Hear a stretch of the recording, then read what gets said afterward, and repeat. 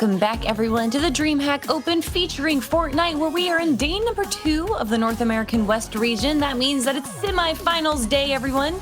We have 500 of the best players from the Open qualifiers trying to be the top 100 by the end of the day. They have 3 hours and 10 games to get the highest score possible through eliminations and through placements. And these games have actually been pretty hyped so far. Bala, I'm pretty impressed with what we're seeing.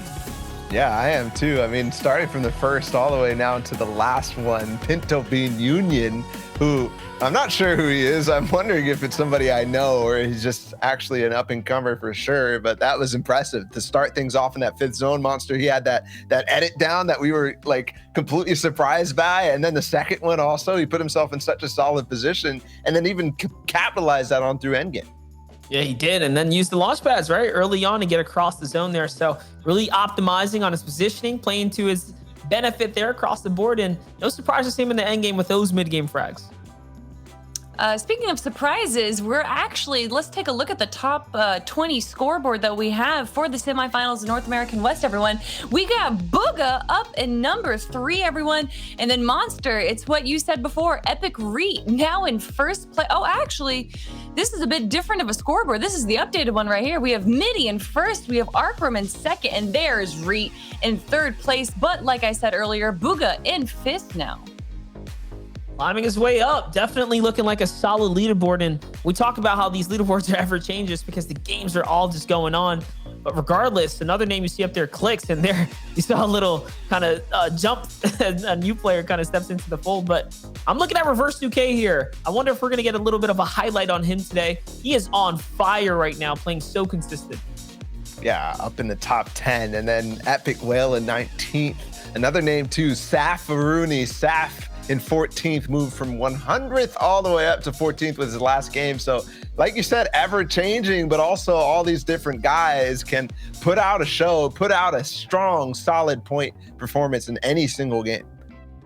Yeah, let's actually take a look a little bit more at some of the players that we're seeing right here. In 3rd place, Bala, tell me a little bit about Krizux.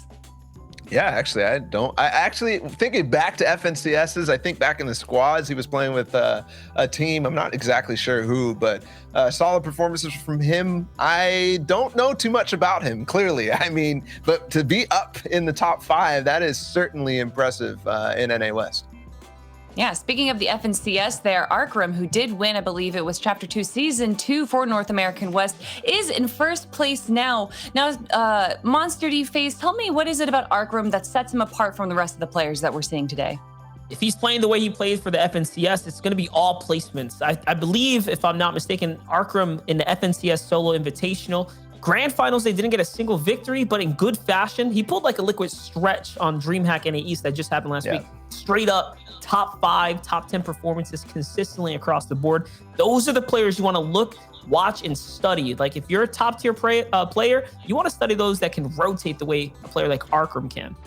Speaking of top tier players, you can't have this DreamHack Open without mentioning Clicks. Big Clicks in chat definitely has a lot of love there, but he seems to be struggling a little bit today in the semifinals.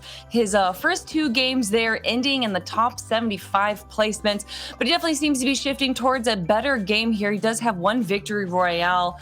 Bala, tell me a little bit about Clicks and why he seems to be a fan favorite constantly. Yeah, we watched the win that he had, the way that he boxed them out. I think now he's starting to have a lot of off-spawn success, which is what he struggled with at the beginning of the tournament. But in terms of his fan base, it's because he streams every day, which not everybody does. He does every Cash Cup and every tournament. But more importantly, the box fighting that this guy has done, the way that he's actually marketed himself as the best box fight in the world, playing that straight every single day for hours on end. That's just how he grew it and started out a World Cup in that same fashion. Yeah, Monster, when you think of a box fighter, is there another name that comes into your head besides Clicks? Absolutely, Bucky. Bucky's in this competition. We saw him at the start of this whole thing. He really had his stride going. When we last took off with him, he was on the heels. He got taken out in a game, but Bucky is someone that can give, I think, even a player like Clicks a bit of a run for their money, and he's someone I want to see do well today too. Yeah, well, everyone, we're ready to get into the game. We have about an hour left before Q stops, so it still is anyone's game. Bella, take it away, man. Yeah, thank you so much, Kelly. Into the game we go, and hopefully we get to see things shake up here in NA West. We've seen definitely a couple of really, really nice games, but now the fourth one we'll watch. And I'm wondering if we can see different names in this one, because the way that the lobbies have kind of shaken out, we saw basically two of the same lobbies back to back. And obviously, those end up shaking up drastically different. And yes, we are seeing Bugha in this one to see if he can continue the reign of terror that he's started off, winning 2 matches on NA West with 221 points. This one is going to be very, very recent. That is right. We're looking at that up-to-date action. Looks like we're catching up on the buffer here, but let's look at your map and how things are unfolding. Players now taking their lay of the land here, spreading out. A spot that it does not seem to be as hot as it used to be. It's going to be that center location just west of the authority, but hold up now. Bugha has some competition. He's got some company. It's Tavern who's going to get first drop down too. And Tavern is solid. He's not the player you want to go against. Let's see how it's going to play out. We've seen this before where Bugha doesn't come out successful, but I like that he's claimed the stronger portion of this area. I really like that. He loses the fast drop. Tavern actually gets that, but he gets the bigger chest. And I didn't actually realize that you get more materials out of that than a normal chest. SMG straight away, a more constant place to get a better weapon out of that one. It has slightly a different loot table than the normal chests. And now up above, Tavern will drop nades on, and that might ruin a lot of things for both of these guys here. At this single boat, single tile. Gonna break it open here now. Bugha going up, and it's been a little too much. He does put the floors and the walls there. I guess out of muscle memory now. He's out of builds. Now Bugha has to play against Tavern, who fully splashes up even after getting tagged. He's in the box looking for the SMG shots now. It's all about connecting at this point. Who's got the better aim? Because that's going to be the guy that's going to walk away successful. Remember, Bugha does have a few crash pads to play into as well. And there, the even exchange once again for both sides. But Tavern's got the heals. Bugha's not trying to allow him to do it. He is going to pop both of those minis. Now Bugha has the big disadvantage. No, has to come on down. Will he find the last shots here? Works his way around and gets wiped out. So this is Bugha's issue today. It really is. He's going for a very, very much off-spawn fight area. I mean, we talked about Frisk kind of changing things up. Nice cone by Macon onto Chris, and that is Craggy Cliffs down for him. But we talk about how Frisk changed from Caddy based on the ping to a different spot, a little bit more easy for him to work with on the NA West ping. But instead, Bugha from Yacht to the pontoon, and he's fallen off spawn again. That's 1, 2, and 3. Actually 4 now. So basically the games that he's been in out that he made it off of spawn ended up with him winning those games, and the rest of them he's basically fallen off spawn. Unfortunate, but that's how the way the cookie crumbles. It's such a solid spot though. It's crazy how the point system so early in the competition like this can misconstrue the facts. You got to really factor in how many games players have played. We're seeing how that gives the illusion. That was stellar stuff from Macon right there. I don't know if we were kind of focused on Bugha for a second, but I would love to see that in a replay, because the way that he took from the top. I know we do this technique a lot of times on the wall, right, where you break the wall and you sneak the stairs in rather than trying to go for the wall replace. Instead, he did that from the top and forced the player to be on the normal side of the stairs, and then took the floor, which kind of threw that guy in for a complete loop. Well done for Macon. Picking up steam here. Craggy Cliffs, a lot of loot to be continue collected here. Macon really bouncing back. Here's a replay you asked for, Bala. We're going to get to see it. This is that moment that you spoke of. The ramp goes in, the floor, and the re-edit. That's the 1-2. Quick and easy.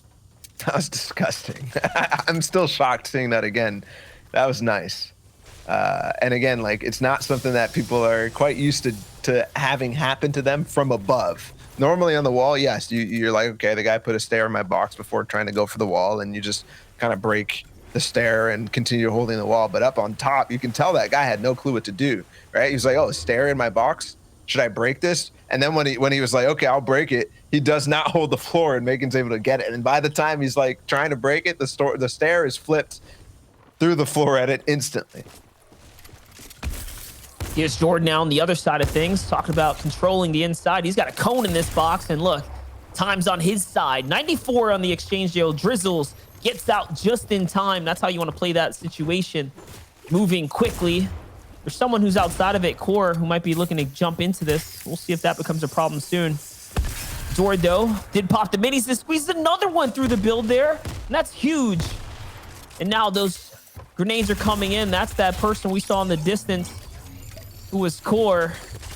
Jord, bit of a sloppy finish, but still, he's on top here. 5 points for him. Tenny now is trying to jump in this fight. Little does he know, Jord is fully back in action, ready to take this here. Double edit.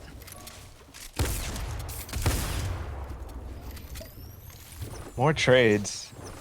Minis will still be popped from Jordan. Like you said, time is on his side. The burst AR from the side almost gets through. Temmie trying to get any of the extra damage in and also pressure Jordan away. He is starting to run out of mats, but not quite enough. I'm wondering if Temmie has anything left either. Oh, a harpoon in. That was unexpected. Unexpected indeed, but Jordan reacts fast enough. Reaction time is solid. Another harpoon through, but the crash pad automatically placed because Jordan was holding the space bar there. A nice shot as he falls down. Oh gosh, Jordan showed the speed, but the speed actually ends up costing him because Temmie is there with a charged shotgun. Shot through what was a very fast stair flip from down below. I was going to say that was not an easy stair flip to hit, especially considering the angle he was coming out from. Either way, I think Temmie gets a bit lucky here that he's able to run away right now with how many players there and just seeing how good Jord was in that situation. So count his lucky stars now as he runs away with what he could gather from that situation. He does have the harpoon, so I don't doubt that he's going to be able to bounce back in the competition. We'll see if he can find a swordfish or some floppers on the way out. You can see there's plenty of space here as far as the water goes to pick and choose. Harpoon, fish things up. A big elim unfolded in the action feed, by the way. It was Little against Macon. Macon, who we saw get 2 elims out of Craggy Cliffs, ended up going against Little. And Little, who hasn't necessarily been in the top 20 so far, Macon was. We expect Little to be up there with him, but maybe after this, he'll have the momentum to go forward. I'd love to also see a update on the position of where Turtle Tavern went after taking out Booga to see if he actually has a loadout and position to really be a threat in this game. We're going to slow things a lot down. Although Gonzo getting a nice position. Oh, the beams too. 1 HP on the backside. Zaz has got to heal. He's got to buy the time. And the time is not going to be given to him. He does pop 1 mini though. Here's another nade to go through and possibly a phase through on the backside. Attack shot will bring down that mini that he took. And now the spray. Gonzo has to find a way to actually earn his way into this box. And the nade might take a tack shot with it, but no, Zaz backs up again. Cone on the top. And an edit from the side from Taz. Another stare through, but the quick flip. But there it is, a charge shot to return. And this fight has flipped drastically, unfortunately for Gonzo. That crash pad slightly in the wrong position. He goes way past. Looking for the opportunity here, though. He was masterfully using those grenades, and like you said, he's on the wrong foot now. Still trying to swing things around, though. That flopper actually puts him back in the game now. Let's see if Gonzo can find the shot. Yes, he's going to sneak it on through. Little did Soy Zos know there that it was unfortunate that Gonzo had the floppers. He was able to bounce right back, closing the gap. Sniper shot's going to be taken. Nothing's going to be found. Little's going to fall again by O2 Dex in this game. So Little just not finding his footing. He is one of the best in the West as well. So just showing you that anything can happen on any day. Semi is just not really going for him right now.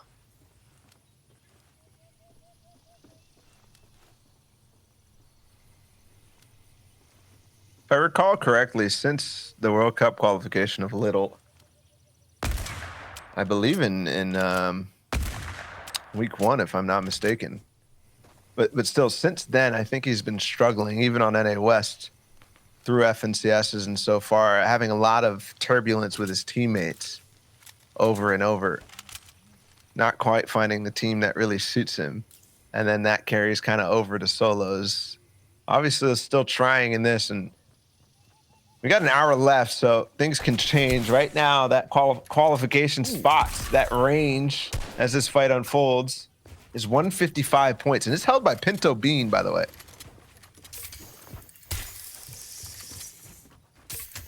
A charge hold here. You can see it's a bit dangerous. No ramp in the box, though. He's going to throw it down in reverse, and it's going to get taken out. The cone's going to be thrown in. That's the 82 pop. You know the shield crack is the easy indicator for him to push on through and tries taking control of everything that he walks through. He's going to continue to march with the AR out. That's going to be another one for him. It's going to be Orangutan there who's going to fall. We did remember Orangutan was the one that went into that whirlpool just 2 games ago on the highlight, finding himself the freebie to Danu, but hold up. OT's Polarized is here to step up and take the fight.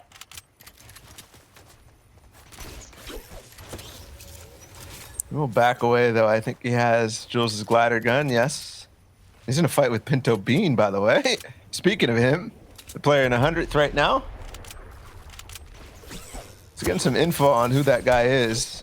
He's a console player, or was a console player at some point in his life. That's where he played in for duos, and then tried his hand at the FNCS Invitationals, but unfortunately couldn't make it through the reboot round. In this case here, he is right now in contention to be in this top 100, but he'll have to have another good game. A good game was the last time, 2nd and 8 elims. 8 elims is nothing to scoff at in a solos competition. Especially in this format, you think of the point threshold, that's going to be huge, big swings. Now, though, Aditi here has got nice positioning over the lobby, looking down and off this mountain. Big name right there is Rokane in the game. You get a glimpse of Astonish, someone we haven't seen too much of today. Shout out to the Timbers boys as well, the Spanish community and presence here in the game. You see Core making his way to another showcase on the stage today. And this is that mid-game relaxation moment where the intensity rises. Everyone kind of waits out the storm zone, sees how things are going to play, figure out their next plan of attack. It's relaxation for everybody except those who are moving. And still, anybody who does open up a window, it's still a kind of panic mode for them. The snipers, the amount of snipers that are on this map, and the amount of shots we've seen today end in headshots and end people's days immediately. I mean, we think of Sampa all the way back. Like, these things happen quite frequently. So, especially in solos, it's like a moment where you're rotating. You're just like, please, please, please, holding your breath. That's why this moment is tense, not necessarily full relaxation.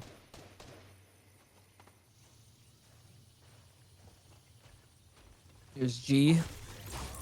Control of the Caddy's corner loot and the Volt key card as well. So he never went back to open it. You can see now it's time to ditch it here, possibly for the Harpooner minis.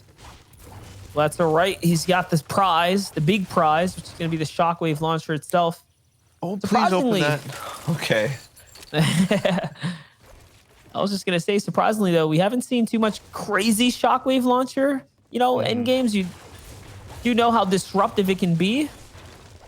For what it's worth, you've had some solid just toe-to-toe action. I think over the past week, outside of grand finals, we've seen like a lot of players like G right here contest Caddy for the Shockwave, obviously, but they get it and they run.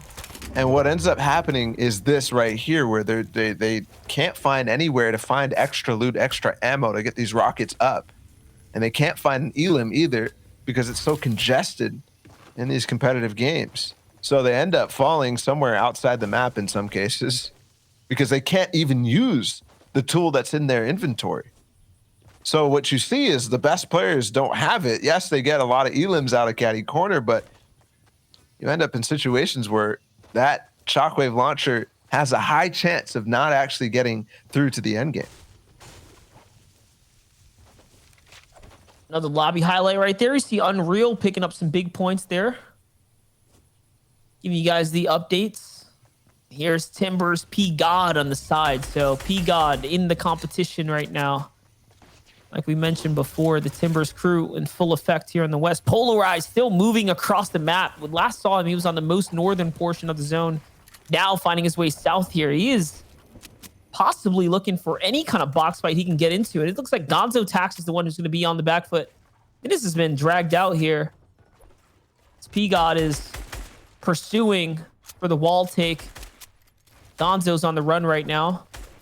G-Nut, of course, sees that this is all going down. He's trying to see if he can steal away the Elim here. He's going to find a side angle. Can he find a shot to pierce through? Yes, Gonzo is trying to run from Polarized, and now it's his loot to claim. Well, G-Nut's going to play this out. He wants this loot. Oh, please. The stair was phased for a moment, but G-Nut didn't go for the shot. Almost actually Polarized ended up getting it. I don't think Polarized knew that that was going to be phased the way that it ended up placing. He's trying to get out the back wall. All of a sudden, there was a stairs over top of him. Did he get to rockets? No. No rocket ammo. So all for naught. Yes, the Elim, but only a little bit of mats added to his count. P-God there is actually going to be the one that puts some big pressure from behind onto Polarized now. Seeing that he jumps right in.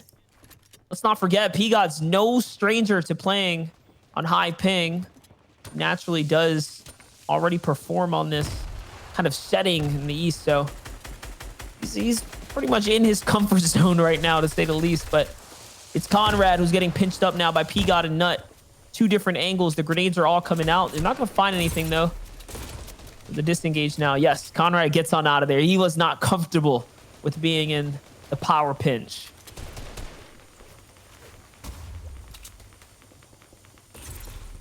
Bucky in the top right, 167 points. That is on pace to qualify it. I'm going to give it a quick refresh right now. 163, so not even that much above, but his wave will come crashing if he can find some points in this game. Furious in this too, who's in 27th place.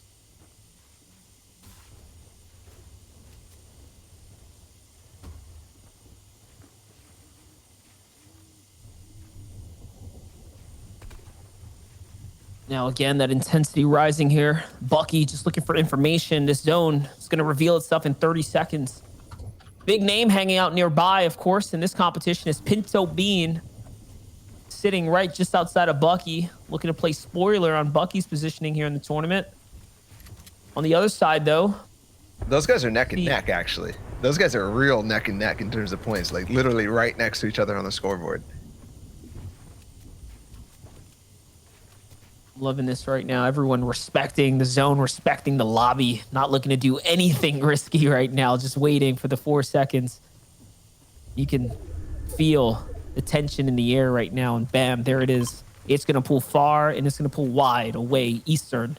South now. Most of the players are going to have to make a cut across. The player who's going to get the favorable zone here, though. P-God, Cheaters. A few others now who are already up on top of that natural mountain. So here comes the pull across.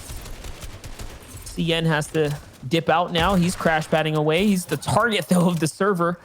He was the first to go.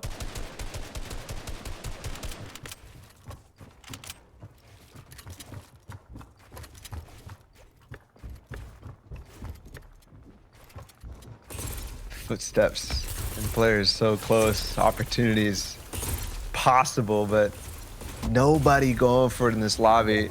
And that adds up to the 50 players alive right now. Fifth zone starts moving. Bucky's moving with a Pepper. Tavern's behind him.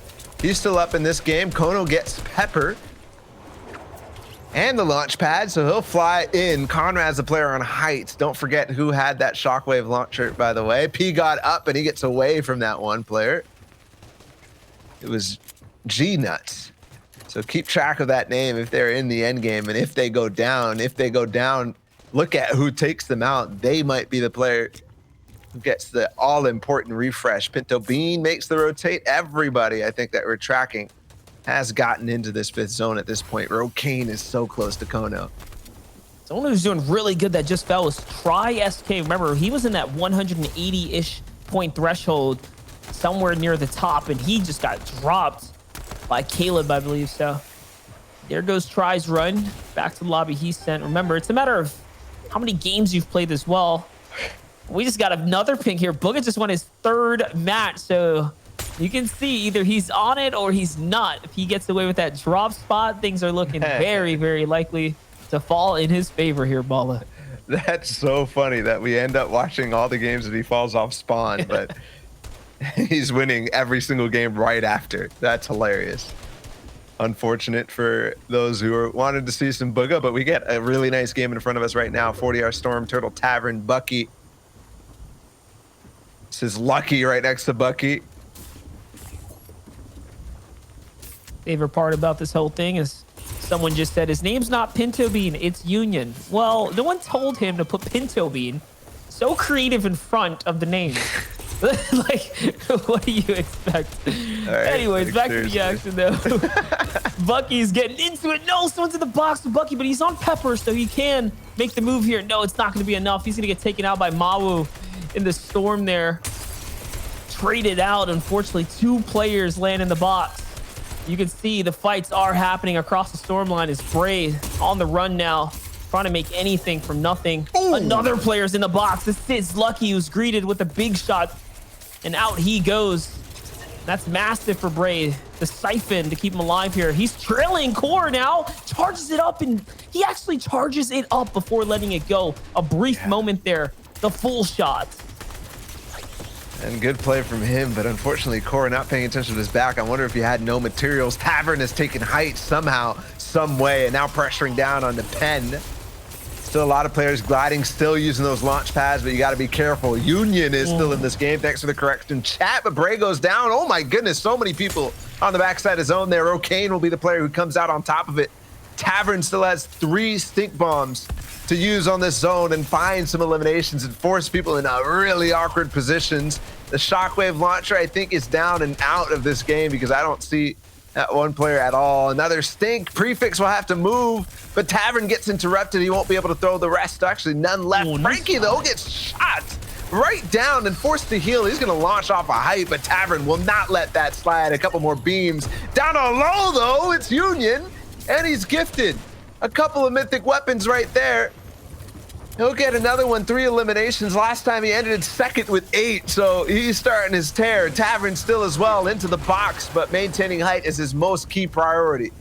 That's right, but he doesn't have too much material here, Ball. He's defaulted to go heal. Someone who doesn't have a lot of health either is P-God on the ultimate low ground, trying to hide now and buy time for some big placement here. It's still popping off, though. Tavern fighting his way through the backside. Yes, he's going to find his 2nd elimination. It's going to be a key one, too, as he finally gets material off of it. Speaking of which, Union here now uses that harpoon, picks up more wood, and it's Tavern who's back on height. He's having full control. Slaya is going to fall to Union now. It's looking very, very good. P-God finds himself elimination. Now the siphon's going to play into his favor. Who is going to take this one away now? It's getting closer and closer. 6 players remain. And Tavern pulled up the epic AR at the final moment. That shockwave launcher, though, I think in the hands of P-God, if I'm not mistaken, he went all the way up. Tavern saw it, but he will maintain for now. Pressure down below. Pen, so low HP. He has to go down on low and might get taken out. Union is still down there, too. Tavern breaking out. Anything still up for anybody to land on. Union is going to get beamed. P-God finds one, too. A 4-player left situation. Kleenex, one of them. P-God goes down to Sloth, who has that. Yes, the shockwave launcher. He's not going to pick it up, though, and add it down. A big play and a bold one, and he will make it work. Now 1 versus 1. Tavern against Sloth. He has enough material as well to bounce back here. And HP, so there it is. He pops those minis. Tavern, though, pulling things up to himself with that harpoon. So now he has just a bit more resource to hold out this high ground. It's going to be stacked material as well. It's the metal, the nice peek shot there onto Sloth. Sloth is running on fumes here as the zone is pressuring him closer and closer. Tavern with the height advantage, walking across enemy builds. It's going to be the easy indicator for Tavern. He knows exactly where he is. Sloth with a risky step into the zone, though. I'm not sure if it was the right play. And now he peeks out the 50-50. Tavern finds the shot, Balla. And no matter what, he would have fallen in the zone eventually. So there you go, 5 elims in the win for Total Tavern. But we'll have to find out how that shakes up the standings right after this break.